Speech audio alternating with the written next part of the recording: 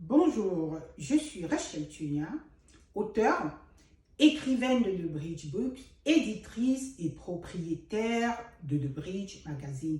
La Saint-Valentin et les différents langages d'amour au cœur de notre éditorial. Cette saison, The Bridge Magazine donne des astuces qui aideront à débloquer le code des principaux langages d'amour. Cette Valentin, The Bridge Magazine met l'accent sur l'importance de comprendre et de parler les langages d'amour de l'autre afin d'obtenir les outils nécessaires pour nous connecter profondément, physiquement, mentalement et émotionnellement avec ceux que nous respectons, affectionnons ou aimons.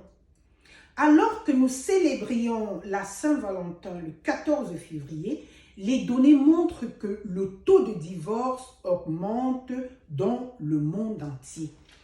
Le phénomène est planétaire. Selon les experts en amour et relations, la COVID-19, le manque des différents langages d'amour et leur impact sur le taux de séparation pourrait en être la cause. Les statistiques récentes sur l'échec du mariage, des relations amoureuses et des relations tout court font froid dans le dos. Avec les demandes de divorce et les ruptures qui se multiplient au Royaume-Uni et dans le monde, le cabinet d'avocats britannique Stewarts a enregistré une augmentation de 122% de demandes de renseignements par rapport à la même période de l'année précédente.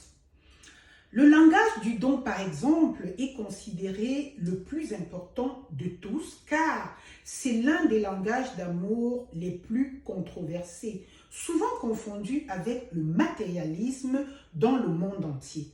Les personnes égoïstes l'ont pris comme une excuse pour cacher leur égoïsme.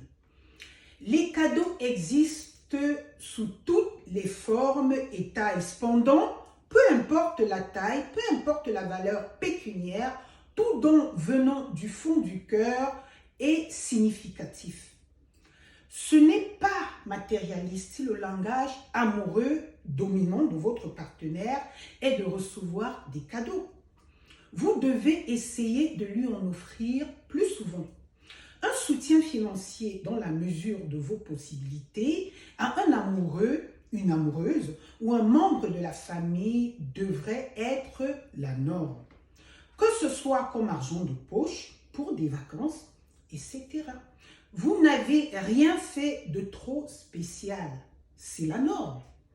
Pour en savoir davantage et où trouver ou acheter un ou plusieurs des 23 livres éducatifs bilingues de la série de Bridge Books de l'écrivaine Rachel Tunia, bien vouloir visiter notre site www.thebridgemagazine.com. The Bridge Magazine souhaite à tous et à toutes une Saint-Valentin tardive. Merci, au revoir.